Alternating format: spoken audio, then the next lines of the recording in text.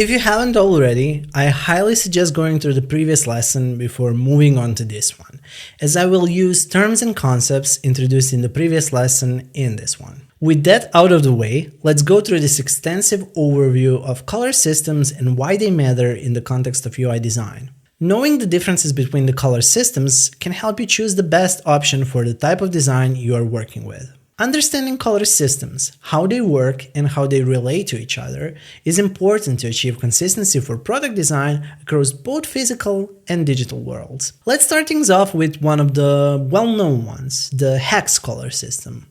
The hex color system is a standardized system for representing colors in digital formats, which is widely used in web design, graphic design, and other digital media. The hex color system uses a 6-digit code to represent each color, which is made up of 3 pairs of numbers and letters. The hex code starts with a pound sign or a hashtag. The first 2 digits represent the amount of red in a color, the second 2 digits represent the amount of green, and the final 2 digits represent the amount of blue. Can you see now why it's important to think of color through a lens of red, green, and blue? It will take some time to adjust, but it will also make all the difference, as all the important color systems we use rely on red, green, and blue as the primary colors. For example, the hex code of pure white is FFFFF, which means that there is 100% of red, green, and blue in the color. The hex color system is important for UI design for several reasons. Firstly, it ensures that the colors are accurate and consistent across devices and platforms. This is especially important for web design, as colors can appear differently on different screens. By using the hex color system, designers can ensure that the colors are displayed accurately and consistently across different devices and platforms. Secondly, the hex color system allows designers to easily share color schemes and collaborate with other designers. By using the same hex codes, we, as designers, can easily share color schemes and ensure that everyone is using the same colors in our team. This can save us a lot of time and ensure consistency in a project. In hex codes, numbers are used when the value is from 1 to 9. Letters are used when the value is higher than 9, and therefore it would be A for 10 and F for 15. By understanding what the numbers stand for in hex color codes, you'll be able to better predict what color you might see. It takes some practice, but I wouldn't suggest spending too much time on this. It's just a fun party trick at times, that's all. No one will expect you to be able to do it perfectly as a UI designer. Let's move on to another relevant color system, RGB. The RGB color system uses 3 primary colors, red, green, and blue, to create all other colors.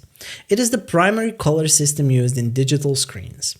The RGB model works by combining different intensities of these 3 colors to create a full range of colors that can be displayed on a screen. The intensity of each color is represented by a number between 0 and 255. RGB defines the values of red represented by the first number, green represented by the second number, and blue represented by the third number. The number 0 signifies no representation of the color, and 255 signals the highest possible concentration of the color. 25500 would therefore represent the brightest possible red, without any green or blue present. 255, 255, and 255 would represent the white, as all 3 colors would be present in their brightest state. We can also refer to it as an additive color model. Because of that, adding all 3 colors together results in white. You can also think of it as 3 different light bulbs turning on for the single pixel of the screen. By turning them on, we are adding light. Therefore, it's an additive system. By having the first number represent red in RGB, the first 2 digits representing red in hex codes, you might be able to translate one into the other with some practice. If you would rather not perform mental calculations, which I highly suggest not bothering yourself with, you can use numerous conversion tools instead. There's not too much of a difference between using a hexadecimal or RGB color, except that in CSS it's possible to also add alpha to an RGB, so you'll have RGBA color. This can be super helpful if you want to control the opacity of a color. Let's move to a color system you might or might not have had a lot of contact with. It's the subtractive color system, CMYK. CMYK refers to the 4 ink plates used in color printing. cyan, magenta, yellow, and key black. You might remember cyan, magenta, and yellow as the secondary colors in UI design, the ones we get by mixing the primary colors together. In printing, the key black is added to save up on overusage of the other three, as a lot of the printed text ends up being black. It's not something you necessarily need to remember, but I just wanted to make it clear why it's there, next to the other three, which are all secondary colors, and it's not one. The CMYK color system is a standardized system for representing colors in print formats, which is widely used in graphic design, print design, and other physical media. The CMYK model works by partially or entirely masking colors on a lighter, usually white background. The ink reduces the light that would otherwise be reflected. The CMYK color system uses its own four primary colors, cyan, magenta, yellow, and black, to create all other colors. It's also the reason why we call it a subtractive color model, as we mask and remove white from the surface by painting over it with ink. The CMYK model works by subtracting these four colors from white background to create a full range of colors that can be printed on a paper. The amount of each color used is represented as a percentage, with 0 representing no color and 100% representing full color saturation. For example, pure cyan is represented by the CMYK value of 100,000, which means that there is 100% of cyan and 0% of all of the other three. As you can already see, CMYK is not used for screens but in printing. Therefore, depending on how much you engage with graphic designers or not, you might never have to worry about the CMYK color system. A lot of branding documents you might receive to plan your UI palettes around might have it, so if you see colors represented in CMYK, you at least know how it's supposed to work. I'll briefly touch upon the Pantone matching system too. Since it's connected more to physical and not digital design, I don't recommend diving deeper into it from what I'll share in this video, but it's important in the design world, so I wanted to mention it. The Pantone matching system is a standardized system widely used in graphic design, print design, and other physical media. The Pantone color system uses a proprietary numbering system to represent each color. Each Pantone color is identified by a unique number such as PMS 485, which corresponds to a specific ink formula that can be used in printing. The Pantone system includes thousands of colors and is widely used in print media to ensure consistent color reproduction across different materials. Just think of an important brand like Coca-Cola. They don't want their shade of red to be off. Using Pantone makes the likelihood of a mistake in branding and packaging far less likely. By selecting a Pantone color, designers can ensure that the color is accurately reproduced in print, even if it's a unique or unusual color. Are these systems making sense so far? I'm sure they're starting to click. Hex and RGB are the most common formats for representing color on the web, but if I'm honest, they're not the most useful ones. Colors that have a lot in common visually are just not similar in code. Let me introduce you to two color systems I use the most and why. The first one is HSB.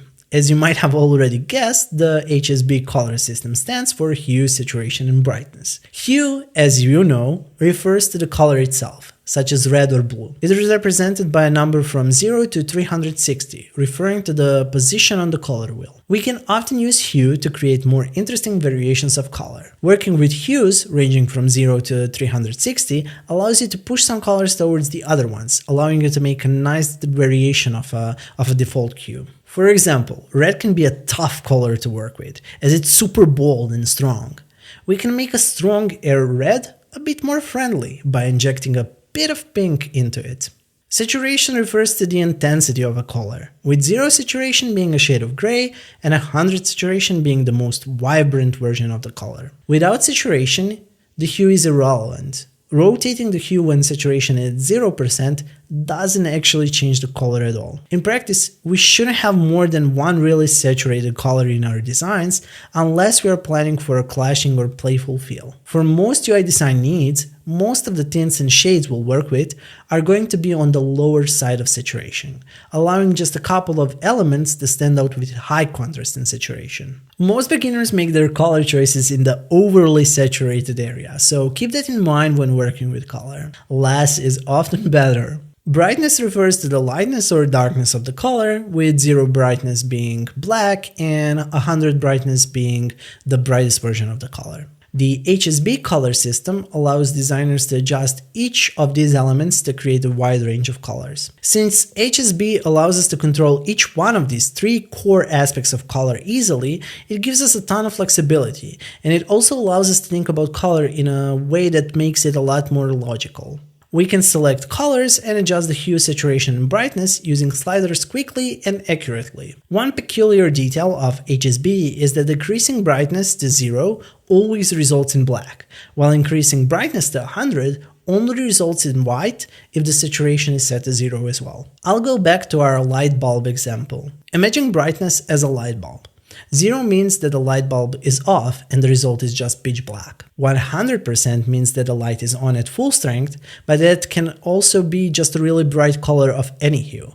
If that light bulb is a natural gray, only then is the 100% a pure white. Another great way of fully understanding this is to think about what it means to add black or white to a color in HSB. To add white, you must move your color toward white on your color picker. White is in the upper left corner, which means that adding white involves decreasing saturation by moving towards the left and also increasing brightness by moving up. You might be wondering why I'm sharing this. Well, it all leads me to an important point. If you want to create a darker shade for UI design purposes, your go-to strategy might just be adding black to it. Doing that results in a very dull shade. To create great looking darker shades, think of it as removing white, not adding black. That means you need to both increase saturation and decrease brightness. The results will be much richer shades of color. In another very similar color system, HSL, brightness is replaced with lightness. They're similar but not the same. Inside HSL, black and white actually become opposites. To get black, set lightness to 0. To get white, set lightness to 100. It doesn't matter what hue and saturation are set to. That leads me to another important point. In HSB, the opposite of adding white is removing white. In HSL, the opposite of adding white is adding black. Since color variations in the real world involve removing white, not simply adding black, HSB is a slightly more intuitive system to work with for UI design purposes. I know this was a longer and more extensive lesson, but I hope you were able to easily follow along, and I hope you are feeling more and more confident in your understanding of color.